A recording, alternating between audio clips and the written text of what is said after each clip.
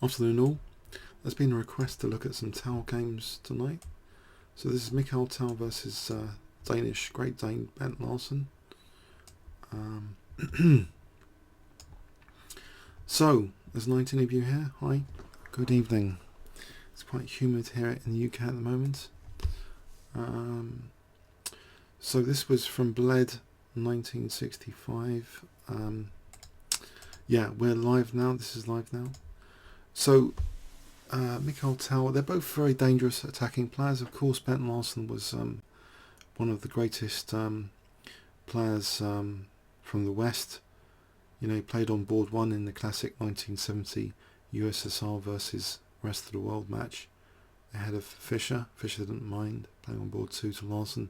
So Larsen was quite a feared player. In 1965 he was probably very, very close to his peak. In fact, 1965 we're talking Larsen at his peak, we're talking Tal, yeah, very high near his peak. So both players near their peak of their ability.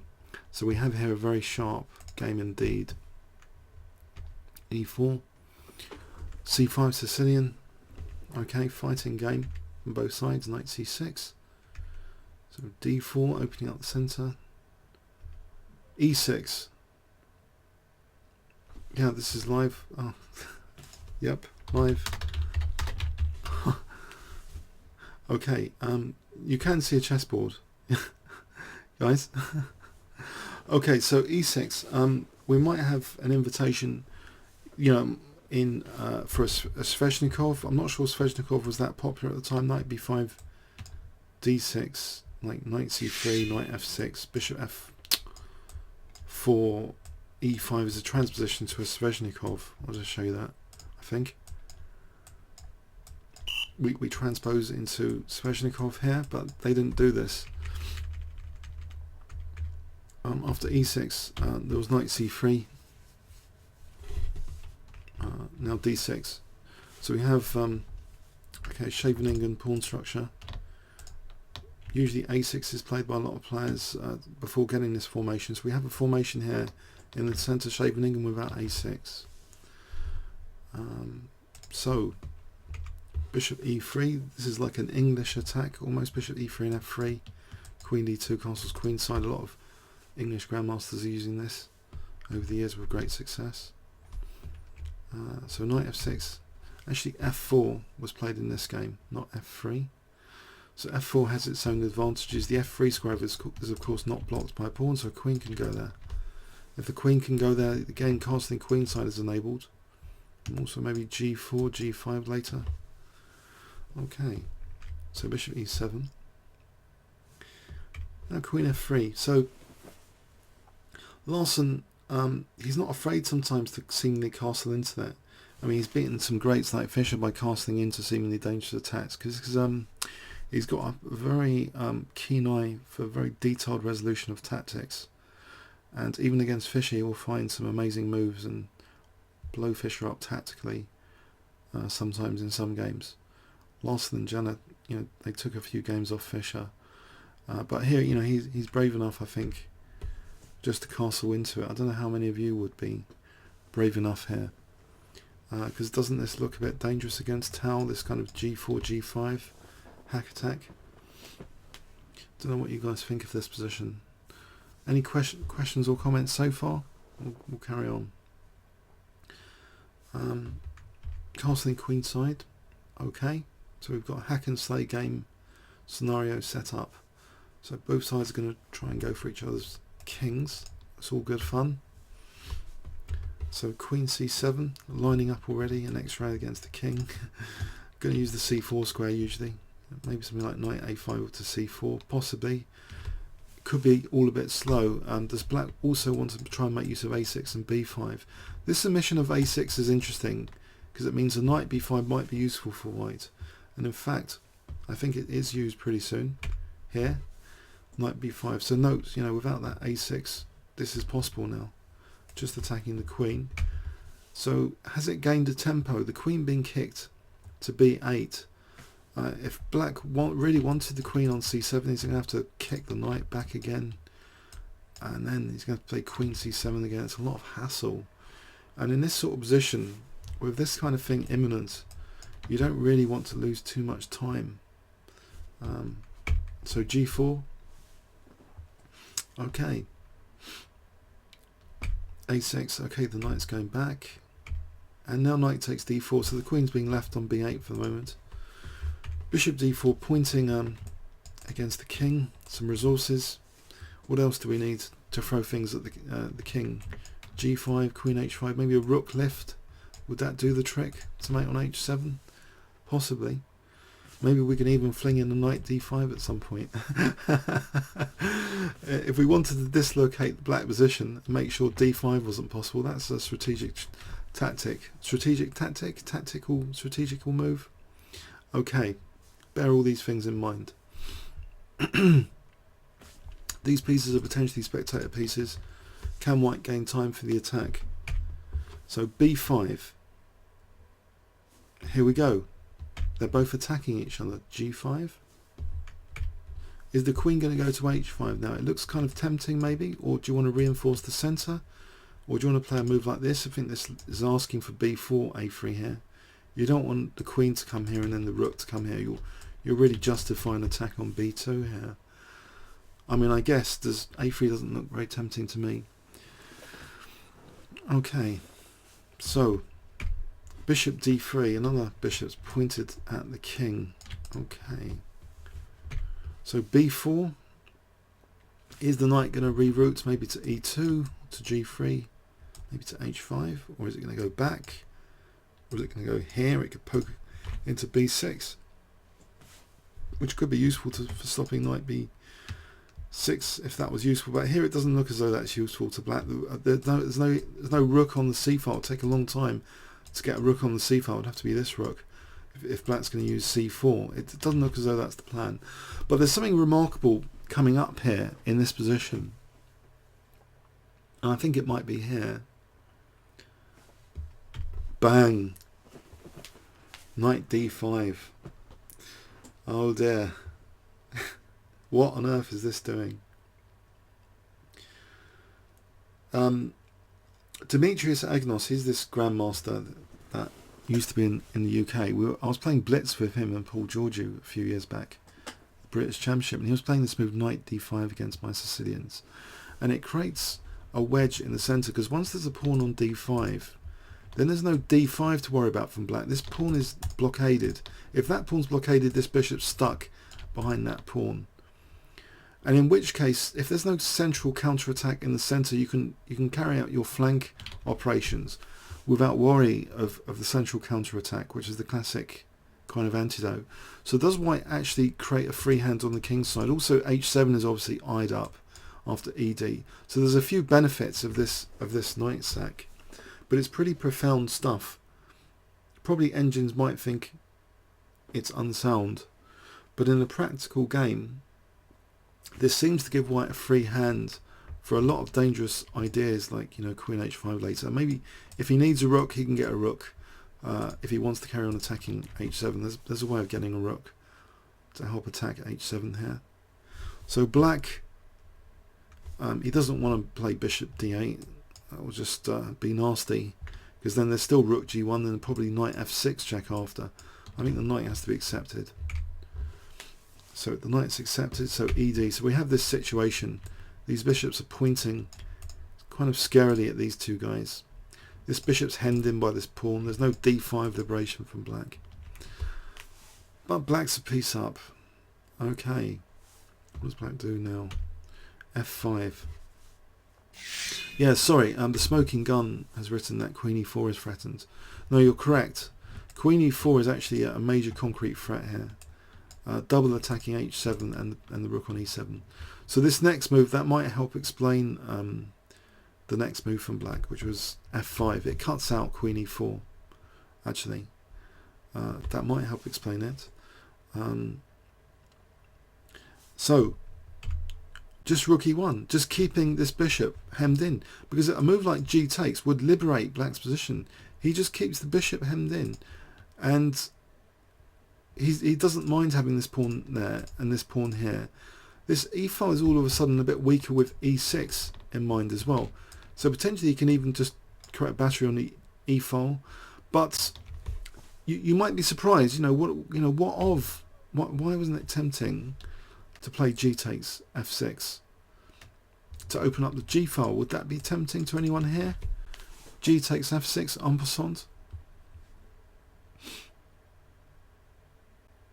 Anyone? Okay, maybe not. All right, let's just enjoy the game as it was. So F5, so rook move. So where's the bishop going anyway? There's some problems. So the rook defends the bishop. H4. So if white has a few more moves, he might play something like H5 and G6. Then the rook moves, and then this bishop drops. So there's immediate tactical pressure. So is this bishop going to have to crawl back to F8 here? But then again, H5 and G6 would still look strong. Bishop B7. Okay, so there might be some pressure at some point building up on D5. But is black going to get enough time for this? Bang! Bishop takes F5. Wow. The rook is decoyed away from E7 because rook E7 also, in this position, after that last move, D7 is slightly more vulnerable. So rook takes E7 is going to double attack G7 and D7 here, which it does now. So we've got a double attack on G7 and D7. But what if D5? What if this skewer? What if bishop takes D5? I think rook takes G7 is too strong and queen H5. So maybe this bishop D5 is slightly irrelevant now. So the key thing is, how is black defending D7 and G7? Wow. So the tactical storm begins. Pins are being used. Knight E5. So attacking the queen. Okay. And the queen actually just hits the rook now. And if the rook moved, then if it doesn't attack something else like this rook, then F takes E, of course. So what does black do? Queen F8. So actually with Queen F8, not only is Larsen attacking the rook, but maybe if takes, he plays a check first. Once he plays a check, then he can take the rook. Because otherwise, if he takes the rook immediately, then Queen F5. Okay, so how does Tal react to this? Does he panic? What does he do? He just takes anyway. He allows this seemingly dangerous check. But actually rook F4 is played, just hitting the queen. Okay. What about bishop on B7? Okay, sorry, that's a question from BGVCC. In this position, sorry, Queen E4, Queen F8. You're saying, what about munching the bishop on B7? I think rook takes F4. Because remember, black's got two rooks now, knight and queen. That's ample. 3, 4, 5, 3, 4, 5, 6. But he's got access to F1. That's kind of dangerous, isn't it? So I don't think he wants that position particularly. So Tal just he just took actually, and then there was this rook F4. Okay, so now what does he do? So the rook's kind of going to be munched, it seems. So Queen E3. Okay, Queen E3. Rook F3 again, hitting the queen again. Queen E2. Actually, Rook F1 now is stopped as a check.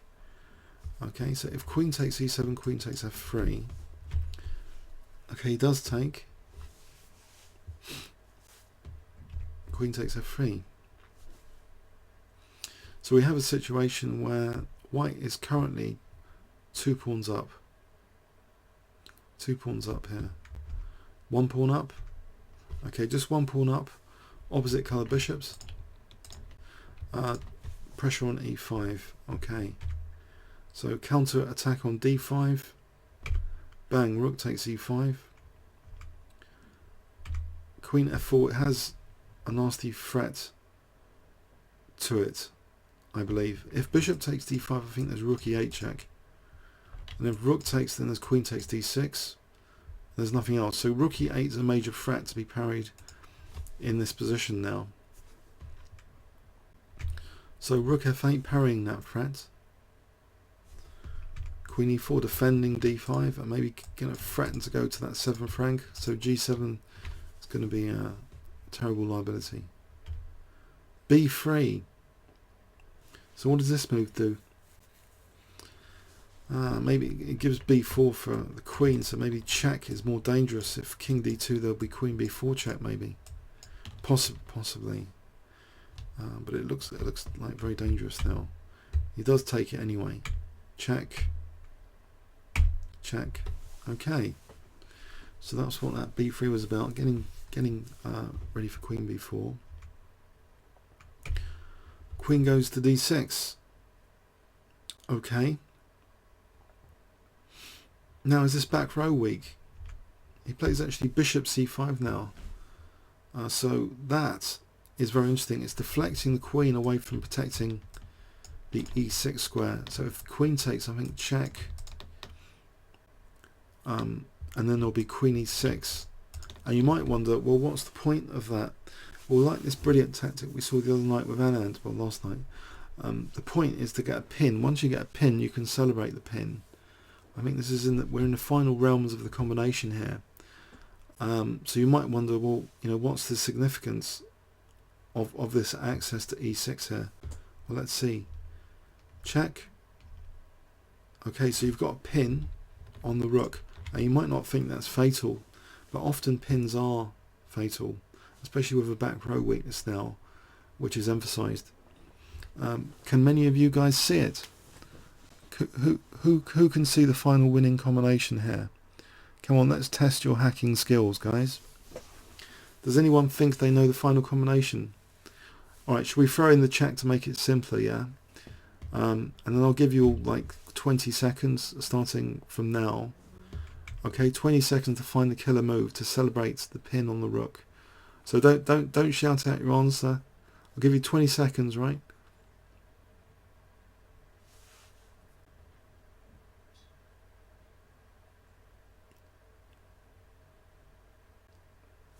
Okay. Alright, start shouting out what you think is the next move. Yeah, that's pretty interesting. Yeah, some interesting suggestions. I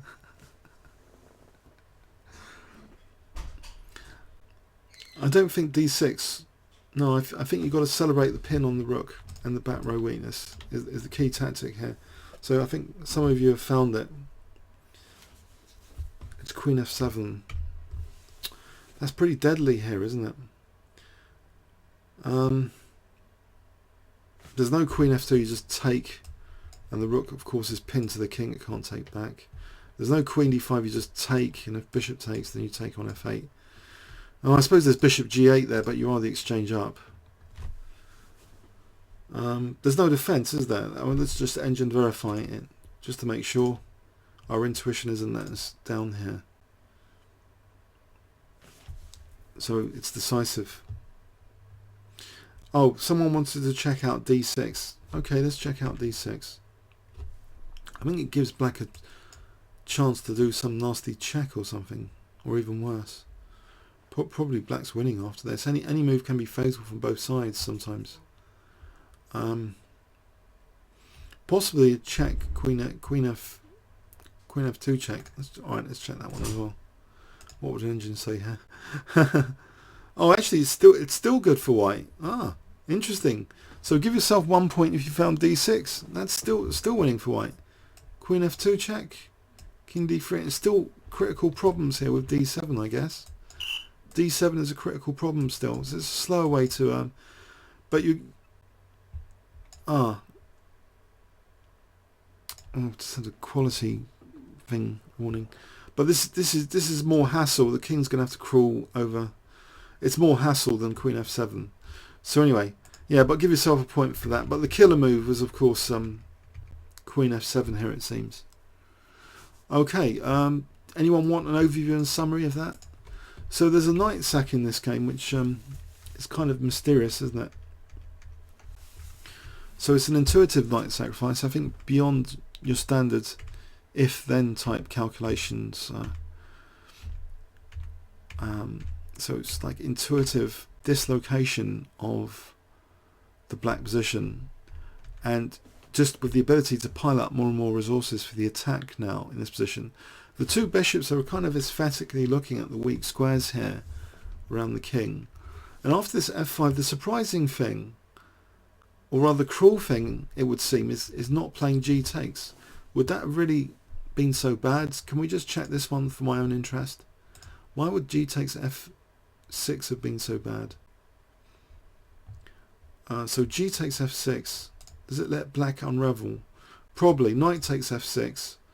And black at least has freed the bishop. Maybe bishop g4 is even on the cards. So say this move. Okay, rook f7. There's a defense, isn't there? There's defensive resources here. But even so, it still seems kind of difficult for black. Look at this. It's difficult for black. But in the game continuation, it seems when Tal casually played de1, he's keeping something here. He's keeping black's pieces contained. And I think it's easy for black to go immediately wrong, and he probably did. Rook f7. Look at the evaluation shift on that. So apparently he could maybe try play bishop d8 and then bishop b6. So this is an interesting engine defense. So maybe Tal's not totally like sound, but he's not playing engines, he's playing people. So okay, the engine likes black, but you know, Larsen immediately goes wrong. He plays rook f7. So this is now getting really dangerous because there's h5 and g6 as immediate threats. So here white's even almost about equal. In fact, white's even tiny bit better. Knight e5 was even suggested by Houdini. Queen f8 suggested. Rook f4 suggested by Houdini. Amazing, all these moves suggested. Bishop d5 was suggested, but rook f3 was played, and now white's advantage is increasing. And we have this position now with the opposite coloured bishops, which after queen f4, Houdini move, Tal played it. Queen f4, direct threat of rook e8 check. Amazing. And now we have queen e4, which seems crushing because of rook e7 as a major threat. And now we're getting into the realms of a massive advantage now. After this bishop c5. Bishop c5 is another Houdini move. Bishop c5. Look at that accuracy. Bishop c5 to get the queen to e6 to celebrate that pin. Crushing. These guys are playing very accurately, especially for 1965. Should we look at another? Yeah, we'll look at another. I'm just going to save that now.